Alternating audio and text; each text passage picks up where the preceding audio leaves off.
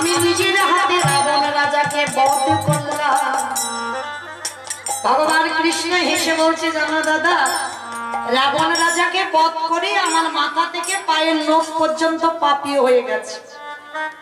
যুধিষ্ঠির হেসে বলল, কৃষ্ণ তোর মাথা ঠিক আছে তো? আরে রাবণের মতো দুরাচার, রাবণের মতো পাপীকে মারলে জীবনে পাপ হয়? আরে মায়েরা বলো তো দেখি, আগে রাবণ ভালো লোক ছিল না খারাপ লোক ছিল? ভালো লোক ছিল। সবাই কি মাথা গন্ডগোল হয়ে গেল নাকি? কি করে ভালো লোক হয়? যে ভগবানের বউ চুরি করে সে আবার ভালো লোক হয়? বলে বউ চুরি করেছিল ঠিক, কিন্তু কেন চুরি করেছে এটা তো জানতে হবে, তাই না? মায়েরা কেন চুরি করেছিল জানো? সিনেমা টিনেমা দেখো বা সিরিয়াল দেখো? সিরিয়াল তো দেখো, সিনেমা নায়ক, সিরিয়াল তো দেখো। আচ্ছা বলো তো, শুধু কি নায়ক নায়িকা থাকলে সিরিয়াল জমজমাট হয়? একটা ভিলেন লাগে, ওই মারামারি হবে, কাটাকাটি হবে, খুনোখুনি হবে, আর এগুলো হলে দেখবে মা সিরিয়ালটা জমে যায়। মানে একটা টান টান যেন উত্তেজনা, মানে আজকে দেখেছি এর পরে যে কি হবে কালকে দেখতেই হবে, তাই না? আচ্ছা বলো তো, যখন নায়ককে জব্দ করা না যায় তখন ভিলেন কি করে? নায়িকাকে তুলে নিয়ে যায়। আর নায়িকাকে যদি একবার তুলে নেওয়া যায় তাহলে বাবা আর নায়কের কাছে যেতে লাগবে? 10 তলা বিল্ডিং থেকে নায়ক ঝাঁপিয়ে নায়িকার কাছে যাবে না? তাহলে তত্ত্বের দিকে তাকিয়ে দেখেন, ওই সীতামা যদি নায়িকা হয়, রামচন্দ্র যদি নায়ক হয়, আমার রাবণ যদি ভিলেন হয়, নায়ককে তো যত্ন করা যাচ্ছে না। এবার কায়দা করেছে। কি কায়দা? এবার ভগবানের প্রিয় মানুষকে ধরে এনেছে। এমন জিনিস ধরে এনেছে, আবার আমি যাবো ওর কাছে, ও আসবে আমার কাছে। তাহলে দেখো রাবণের কতটা ভক্তি। আর কোনদিন সীতামাকে নিয়ে আমার ভোগ করার ইচ্ছা ছিল না রাবণের। যদি থাকতো তাহলে যে রাবণের 10,000 বউ ছিল তবু কিন্তু সীতামাকে নিয়ে তার ঘরের মধ্যে রাখেনি। তাহলে যার 10,000 বৌমা তার নিশ্চয়ই অনেক ঘরটা খালি পড়েছিল। তাহলে সীতামাকে নিয়ে যদি ভোগ করার ইচ্ছা জাগবে তাহলে তো তার ঘরের মধ্যে রাখতো, রেখেছিল কোথায়? দেখেন প্রশ্নেই উত্তর। যেখানে শোকের ছায়া লাগে না সেইখানে সীতামাকে বন্দী করল। শুধু বন্দী করল না, চেরির দ্বারা মার খাওয়ালো। মার খাওয়াচ্ছে কেন? যত নায়িকা ছটফট করবে, যত নায়িকা হারাম হারামে বলি কাঁদবে, যদি একবার নায়কের কানে চলে যায় নায়িকার কান্না, আর কি আমার নায়ক রূপে রামচন্দ্র থাকতে পারবে? আরে যেদিন আমার নায়ক লঙ্কায় আসবে, কে বলে রাবণের ভক্তি ছিল না?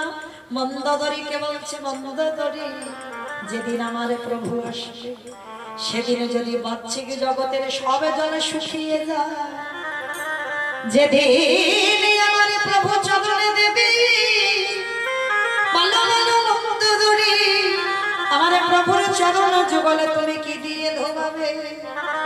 এখন তো এত কান্নাকাটি করে চোখের জল অপচয় করে দিচ্ছ, কিন্তু আমি কাঁদি না। কাঁদতে গেলে জায়গায় কাঁদো। আমি কাঁদি না, জল আটকে রেখেছি। কেন?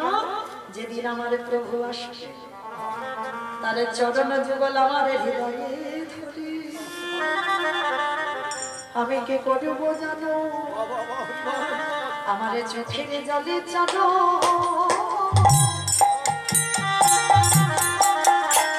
চরণ ধোয়া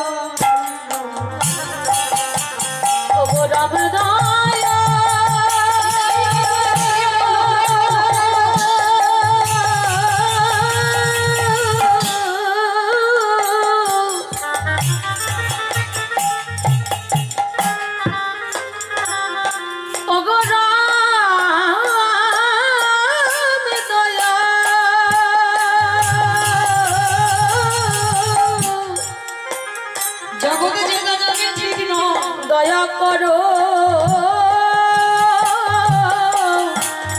দয়া করো বলে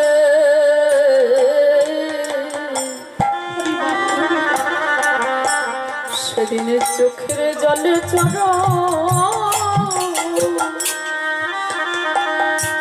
চরণ ধোয়াইব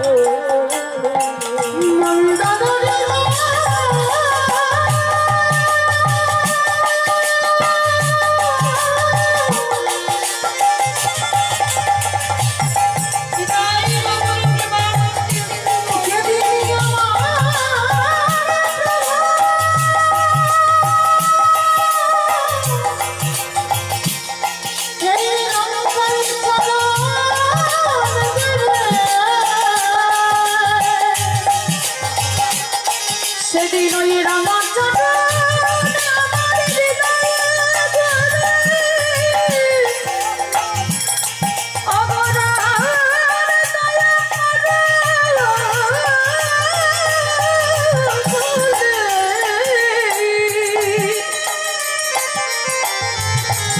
আমার নয়নে জলে রামাচরণ দুখানে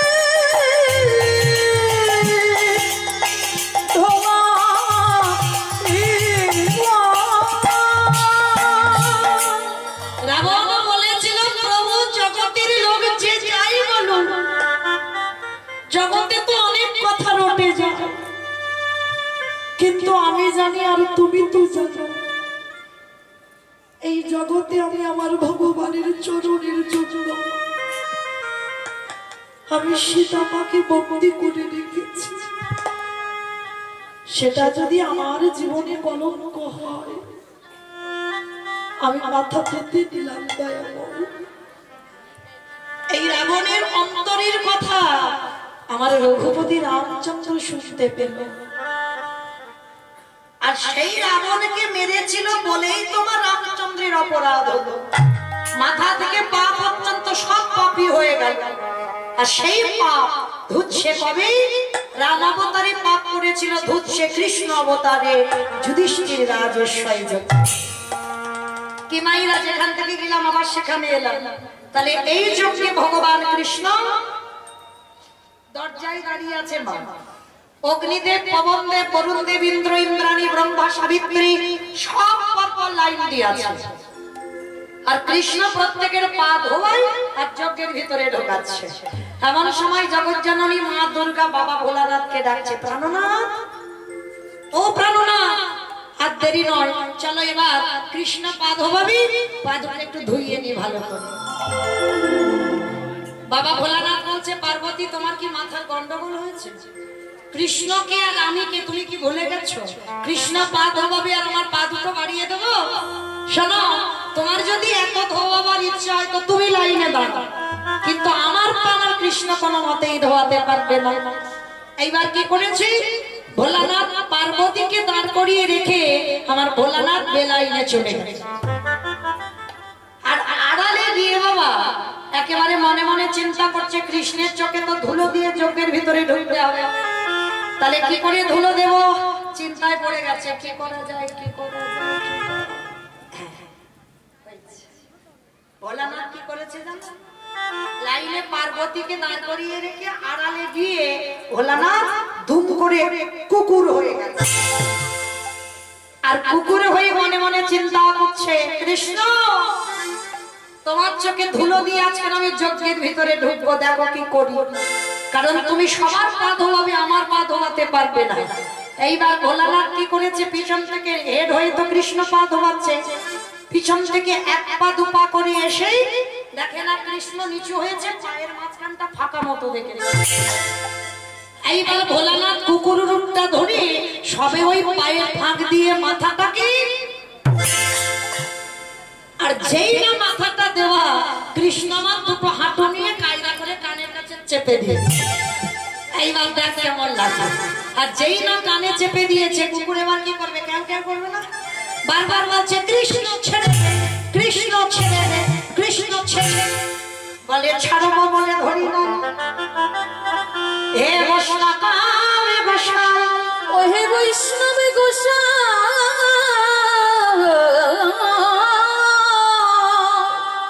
এই জগতে তোমার মতো বৈষ্ণবের দুটো চরণ ধোবালে বোধহয় আমার জীবনে কম হতো, তাই তো কৃপা করে করুণা করে তুমি আমার জন্য আরো এক্সট্রা দুটো জুড়ে দিয়েছো। আমার বুঝতে পেরেছো? শিব ঠাকুরের কটা পা? দুটো। আর কুকুরের কটা পা? পাঁচটা পাঁচটা। তাদের ডায়মন্ড হারবারে বোধহয় পাঁচটাই হয়। হরিবল চারটে, তাই তো? তাহলে কুকুরের চারটে, শিব ঠাকুরের দুটো। ভগবান বলছে হে বৈষ্ণব, তোমার মতো বৈষ্ণবের দুটো পা ধোয়ালে আমার কম হতো, ওই জন্য তো তুমি আমার জন্য আরো এক্সট্রা দুটো জুড়েছ। এবারে দাও দাও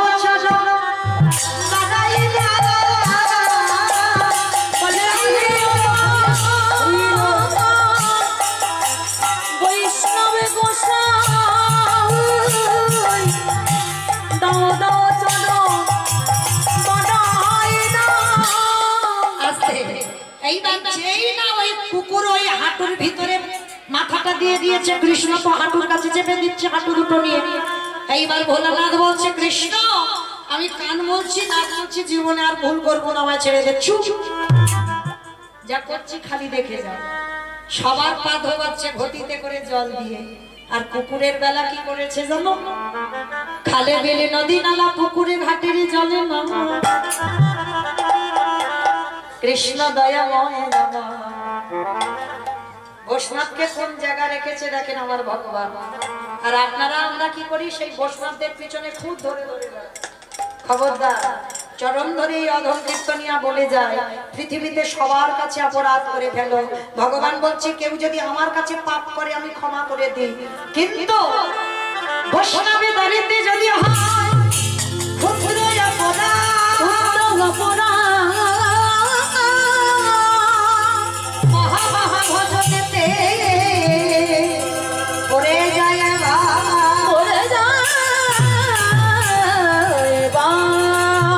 বৈষ্ণব দেখে যে বানানো হয় মুন্ড গায়ে মুন্ড তার পড়ে যায় নরকে নরকের মুন্ড। বৈষ্ণবের অপরাধে করে জীবা গঙ্গা স্নানে যায়, গঙ্গা স্নানে পতিত পাবনে গঙ্গা তারে রেখে ধরে ঘুরে সারি তাহলে মাইরা বৈষ্ণব চরণে অপরাধ করলে হবে না। এইবার লক্ষ্য করে যেই আমার ভোলানাথ ছটফট করছে, ভগবান মোটা দড়ি দিয়ে কুকুরটাকে গাছে বেঁধেছে। আর যখনই কুকুরটাকে বেঁধে দিলে এবার চারটে পা শুধু ছটফট করছে, ভগবান বলে এবারে পায়ের ব্যবস্থা করতে হবে। মোটা দড়ি নিয়ে কুকুরের চারটে পা এক জায়গা বেঁধে দিয়েছে। আর যেই না বেঁধে দিল আর কিছু করতে পারবে না। শুধু নয়নে জলে গড়াগড়ি যায় আর বলে কৃষ্ণ রে পারিস যদি আমায় ক্ষমা করে দি, আমায় ক্ষমা করে দে। কথা হবে না, শুধু দেখে যাও আমি কি করি। সবার পা ধোয়াচ্ছে বাবা ঘটিতে করে জল দিয়ে। আর বৈষ্ণবের বেলা কি করেছে জানো? খালি বিলি নদী নালার জলে নয়, ওই কুকুর রূপী বৈষ্ণবের চারটে চরণে কৃষ্ণ আমারে বুকে ধরে আজ চোখের জলে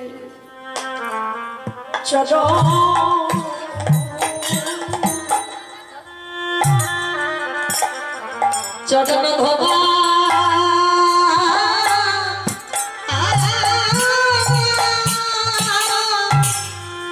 ধোবা গিয়েছে। হে বৈষ্ণব কৃপা নিতাই গৌর প্রেমানন্দে হরি বল।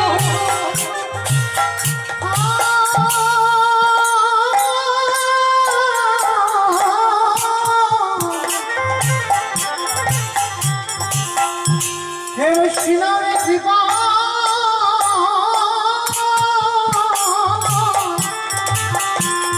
কৃপা করো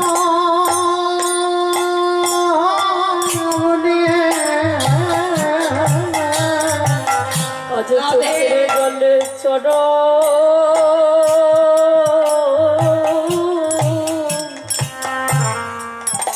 চরণ ধোগা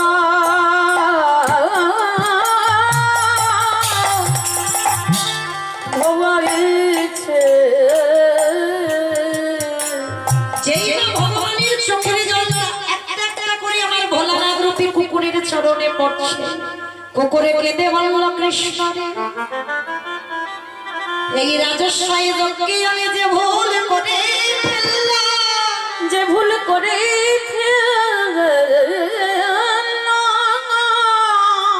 ওরে কৃষ্ণ রে,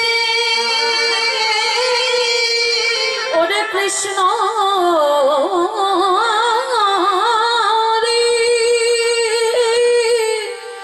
আজ তোর চরণ ছুঁয়ে প্রতিজ্ঞা করিলাম, আগত কলিযুগে আমি আর শিব হব না। আমার যেখান থেকে এসেছিলাম আবার সেখানে ফিরলাম, মনে পড়ছে? প্রশ্নটা কি করেছিলাম? সত্যতে শিব, ত্রেতাতে শিব, দ্বাপরে শিব, কলিতে শিব নয়, তিনি হলো অদ্বৈত আচার্য গোসাই। কেন হলো? এই কেনর কথা জানতে গিয়ে বাবা একটু রামায়ণ মহাভারতে যেতে হলো, তবে তো পরিষ্কার হলো, তাই না? তাহলে সেদিন ভোলানাথ বলেছিল কৃষ্ণ আগত কলিযুগে আমি শিব হব না, আমি হব অদ্বৈত আচার্য গোসাই। আরে তুই আমার কৃষ্ণ হবি না, তুই হবি আমার নদীকার নিমাই চা, নদীয়ার নিমাই চা। আমি 12 বছরে তুলসী ভাষায় তোকে আহ্বান করব, তোর থেকে 52 বছরের বড় হব। আর বড় হয়ে যেদিন আমি শান্তিপুর থেকে নদিয়ায় যাব, তুই বৃন্দাবন থেকে ওই নবদ্বীপে নামবি, যেদিন তুই আর আমি দুজনে মুখোমুখি হব।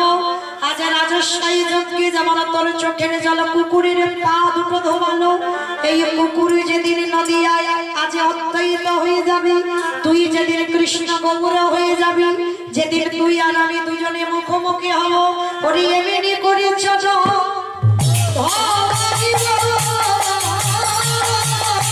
যেদিন নদীয়াতে নিমাই হবি, এমনি করে চলো ভবাইব।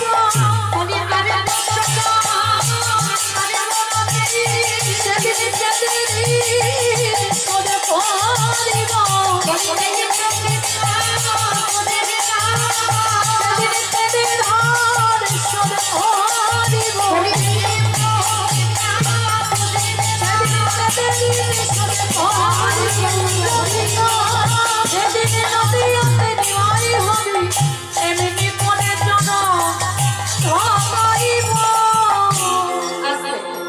তাহলে মায়েরা পরিষ্কার বোঝা গেল যার জন্য পৃথিবীতে কারোর ডাকে নয়, শান্তিপুরে অদ্বৈত আচার্যের ডাকে এলো। আর এসে কি বললো জানো? কেহ বলি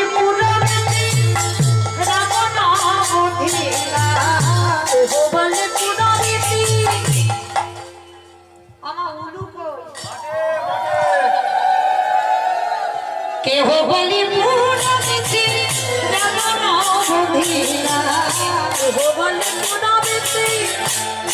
আমাদের গোটালি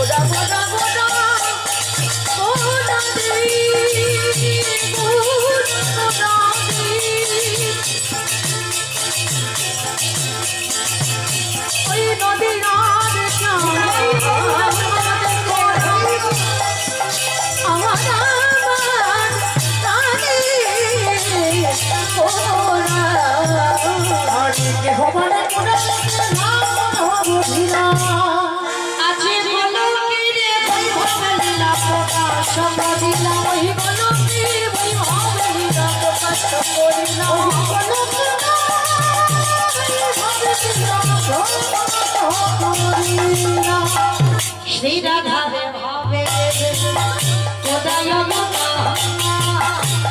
ঘরে ভাবে দেবে ওরা বাবতা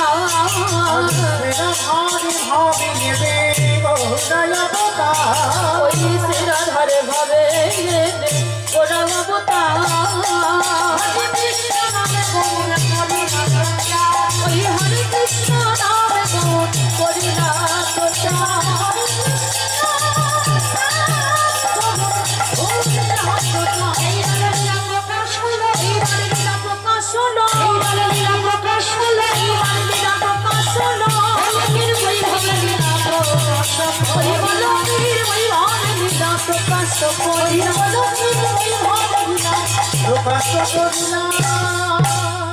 বাসুদেব ঘোষে কহে করি জড়হা ওরে জোড়হা অবচে সেই কৃষ্ণ সেই তো জগন্নাথ অবশ্যই তো যাব বাসুদেব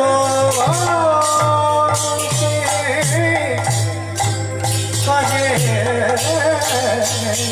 বাদলিয়া তো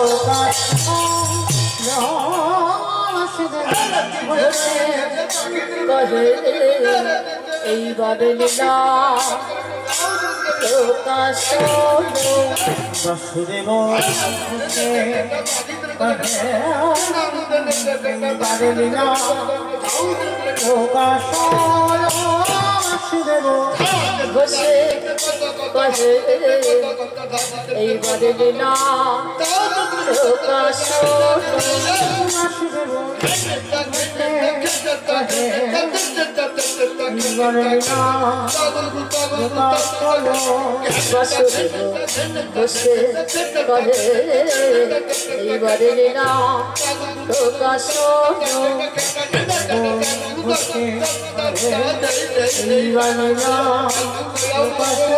বাসুদেব বসে কহে এইবারে লীলা প্রকাশ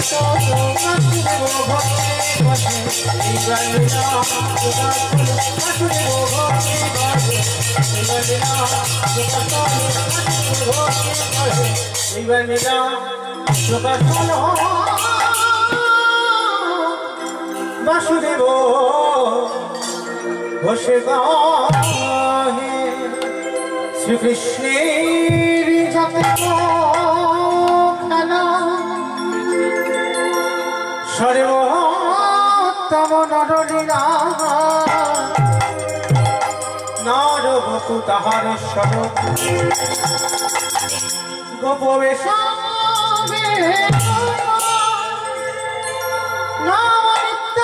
কৈশোরে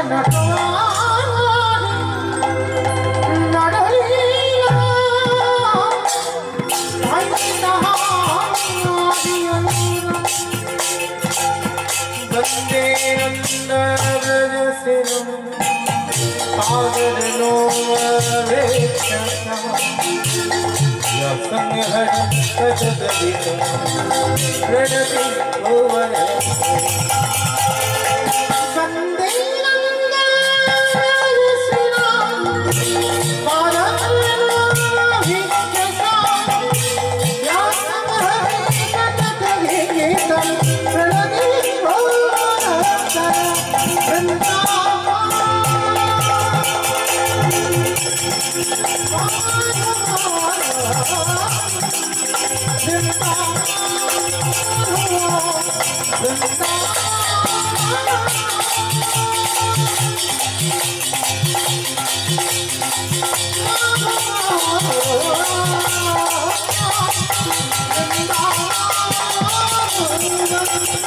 বন্দে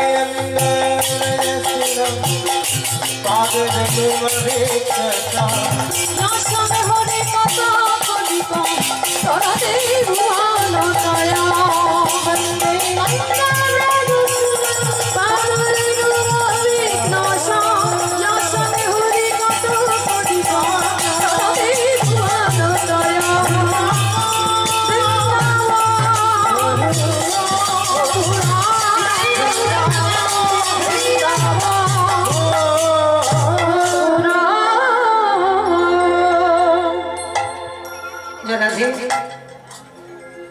চলুন আজকে আমরা সবাই চলে যাবো মধুমাসের ধাম বৃন্দাবন ধাম।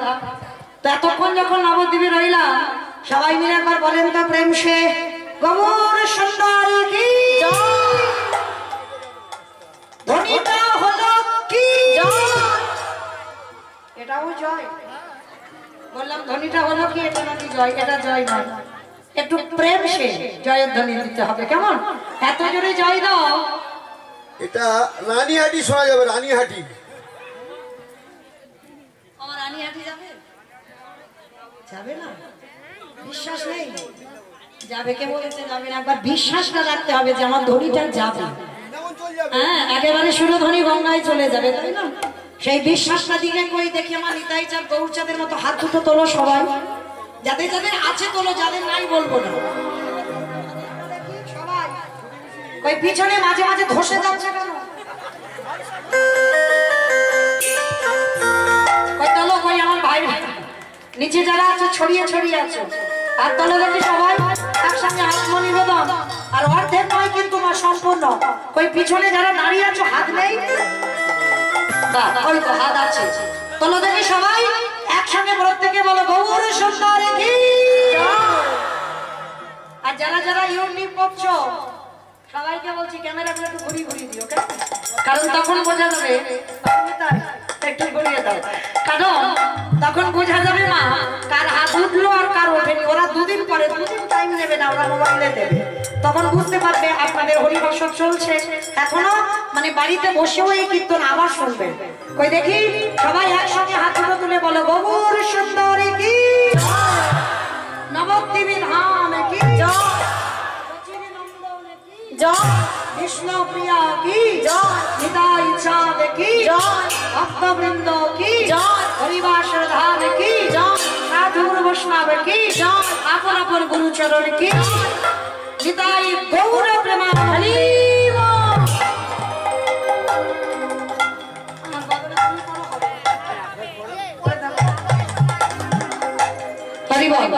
চলো দেখি আজকে আমরা সবাই একটা ভজন গাইতে গাইতে বিষয় যাবো, কেমন কি একটা ভজন হবে তো?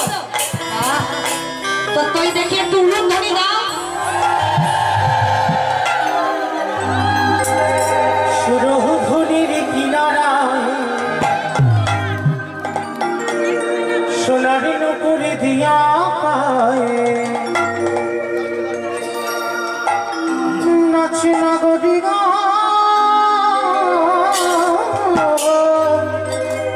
সুন্দর গৌরাঙ্গ। ওই সুরধুনির কিনারায় সোনার নুপুর দিয়া পায়ে নাচে নাগরি গা সুন্দর গৌরাঙ্গ। ওই সুরধুনির কিনারায় সোনার নুপুর দিয়া পায়ে নাচে নাগরি গা সুন্দর গৌরাঙ্গ। ওই সুরধুনির কিনারায় সোনার নুপুর দিয়া পায়ে নাচে নাগরি গা সুন্দর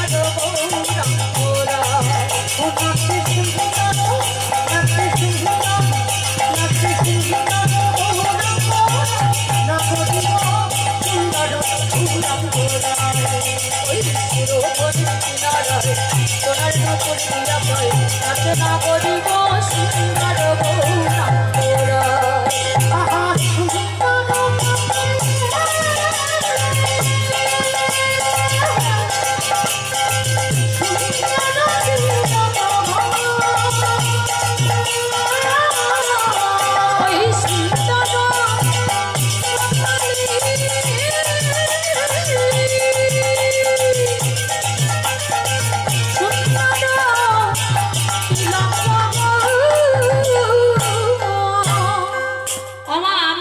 সম্প্রদায় যাবো, আর কেউ যাবো না? সবাই যাবে। তুমি যাবে? বেশ, তাহলে গেলে বসে থাকলে হবে না, দেখি সবাই দেখি হাত দুটো করে আর একবার সবাই ওই সব উঠেছে তো, সবাই একসঙ্গে তালে তালে করো, তালি কেমন? সুন্দর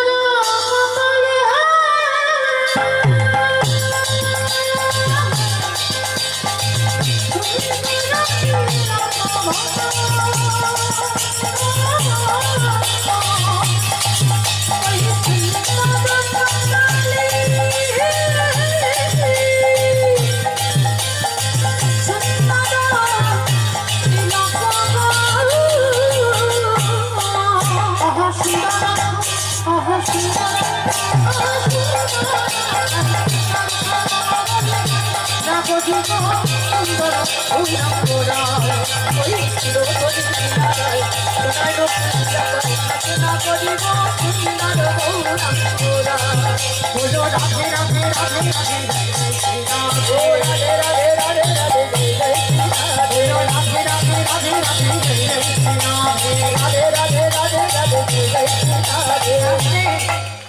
সকাল থেকে যারা যারা কৃষ্ণ নাম করেছে জানা হবে এই রাধা নামে উচ্চারণটা করলে তার 1000 গুণ পূর্ণ সঞ্চয়। আর যেহেতু আমাদের নিয়ম সভার মাস উপলক্ষে কিন্তু কীর্তন, তাহলে আমাদের ভজনটা তো একটু বেশি বেশি করে করতে হবে, তাই না? ওই তলো দেখি একসঙ্গে সবাই বলবে কেমন? রাধে রাধে রাধে রাধে রাধে রাধে রাধে রাধে রাধে রাধে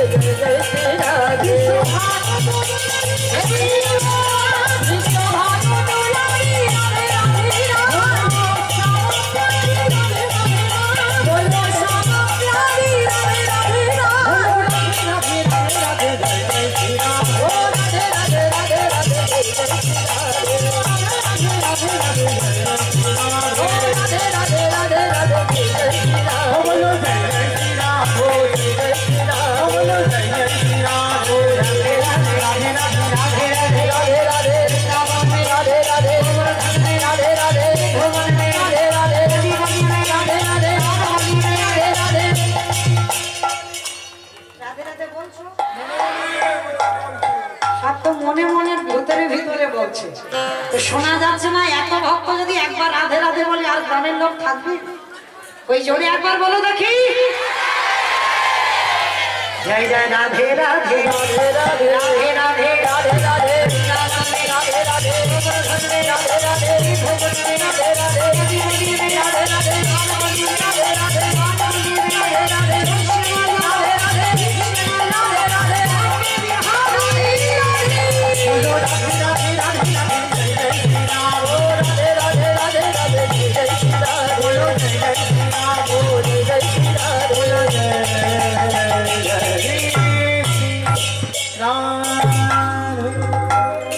প্রেম এসে বলো রাধা রানী কি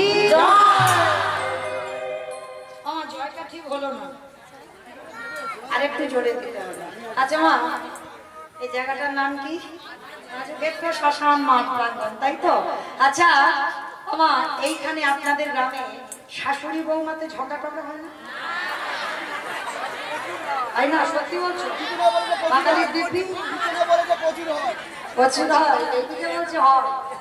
আচ্ছা বেশ, আমার ডায়মন্ডে নয় একটু বেশি হয়, এখানে একটু কম হয়, কিন্তু হয় বেশ। আচ্ছা, ওই শাশুড়ি বৌমাতে ঝগড়া হলে যে গলাটা পার হয় একটু বের করো সবাই, সেই রকম ধ্বনিটা দাও, সেই রকম গলাটা ছেড়ে বলো, বলো রাধা রানী কি জয়। তারপরে ঝগড়া হয়। বৃন্দাবনেশ্বরী কি জয়, যমুনা মাইয়া কি জয়, নন্দগাম কি জয়, উচারাম কি জয়, বর্ষারাম কি জয়, ভক্তবৃন্দ কি জয়, হরিবাসর ধাম কি জয়, সাধু গুরু বৈষ্ণব কি জয়, আপনার গুরু চরণ কি জয়, মহিলা সমিতি কি জয়, নিয়ম সভার ভক্তর মাস কি জয়, হরিনাম যজ্ঞ কি জয়, আজকের আনন্দ কি জয়, মহাপ্রসাদ কি জয়, নিতাই গৌর প্রেমানন্দে। চলুন আজকের আমরা পৌঁছে গেলাম বৃন্দাবন।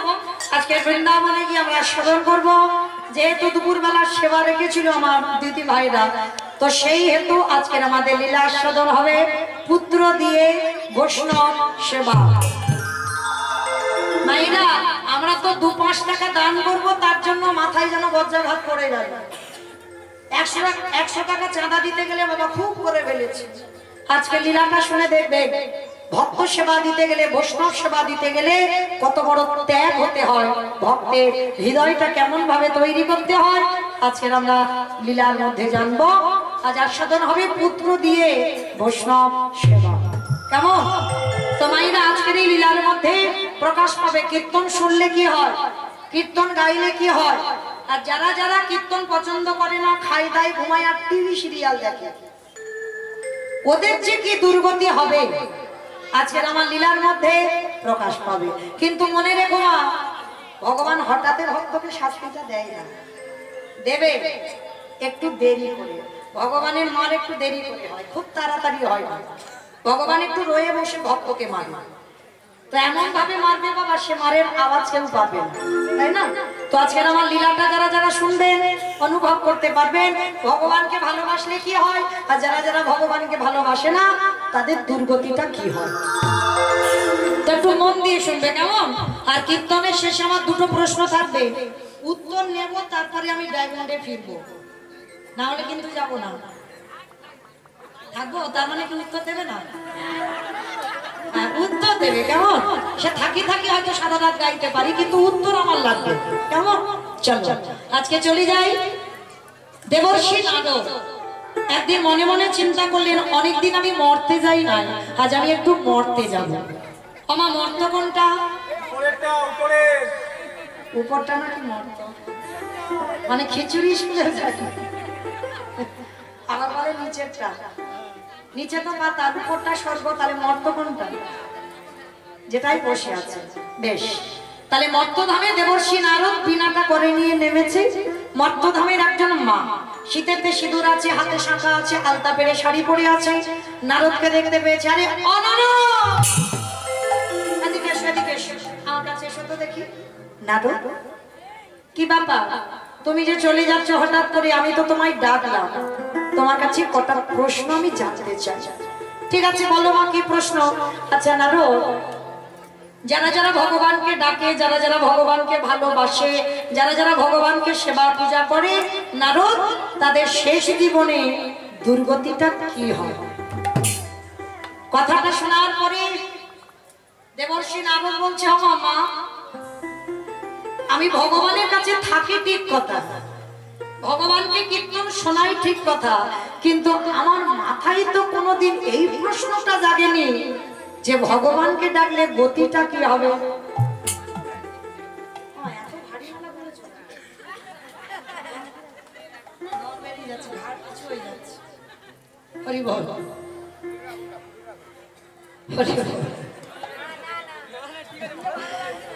রাধে, ভালো লাগবে, কষ্ট করে পড়ে থাক, একটু ফিরে তো আজকে দেবর্ষী নারদ গিয়ে দাঁড়িয়েছে মা, সেই মর্তধামের মাকে জিজ্ঞাসা করছে, নারদ, যারা যারা ভগবানকে সেবা পূজা করে তার শেষ জীবনের গতিটা কি হয়? দেবর্ষী নারদ শোনার সঙ্গে সঙ্গে বললো, ও মা, তোমার প্রশ্নের উত্তর তো আমার জানা নেই। আমি ভগবানের কাছে থাকি ঠিক কথা, ভগবানের কীর্তন শোনাই ঠিক কথা, কিন্তু আমার মাথায় কোনোদিন এইটা আসেনি যে ভগবানকে ডাকলে গতিটা কি হয়। সে কি নারদ, তুমি ভগবানের কাছে থাকো, তুমি জানো না? তাহলে কে জানে? বলে, মা তুমি একটু দাঁড়াও, আমার বাবার কাছে যাব, উত্তরটা নিয়ে তোমাকে বলে যাব।